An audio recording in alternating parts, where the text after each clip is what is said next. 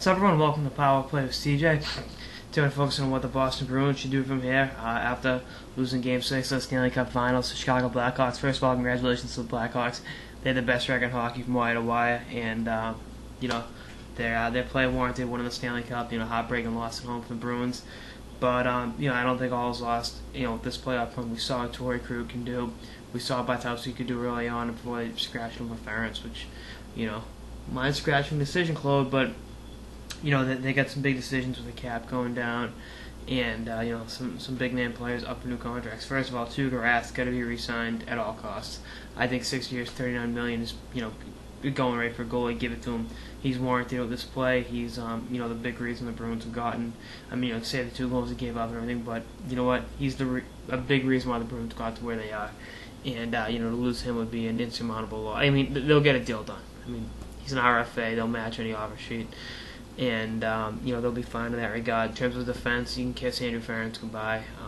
I believe he's played his last game in the Boston Bruins uniform.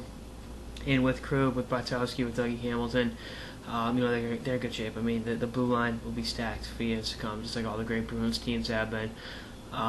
Big thing is, Chara's gotten older. I think he'll be back next year. Obviously he'll be back. But in terms of the high-level play we're used to seeing out of him, I think it was a combination of injuries, exhaustion, and just, father time with Chara in the finals. That's why his plus-minus was so abysmal. But, he's such a great player. He'll rebound. He'll be back next year. And, the forwards, obviously Horton's up for a new deal. I think the interest is mutual in him coming back. I think with the cap coming down, the free agent officers, sounds like a pretty cool term, but the offers won't be as high as him and some other UFAs would like. So I think a 5-year deal worth like $21 million would fit. Maybe 21.2 or something to max it out, but not max it out, but give a few more bucks. But I think that's what you're looking at with him. I think. I think, like I said, there's mutual interest in coming back.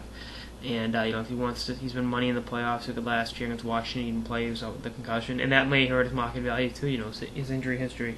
And plus, the fact he only has one 30-goal season under his belt. So we'll see what happens there. But I wouldn't kiss Horton goodbye yet. I think there's a chance he's back. So quote me on that.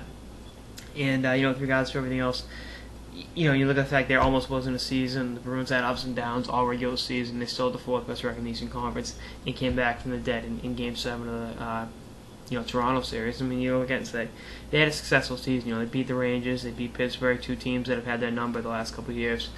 And I think that the future's bright. And you can't always bank on the future, but when you look at what the Bruins did 2 years ago, winning the Stanley Cup, they've established a consistent. Peak of success, and that's what they want in their organization. They want winners, and they've got a winning product on the ice, and I think it'll continue that way. It'll stay that way for years to come. Anyway, that's one episode of the Power Play with CJ on what the Bruins should do in the wake of their Game 6 of Stanley Cup Finals loss. Stay tuned for more episodes throughout the off season now and beyond. Later, guys.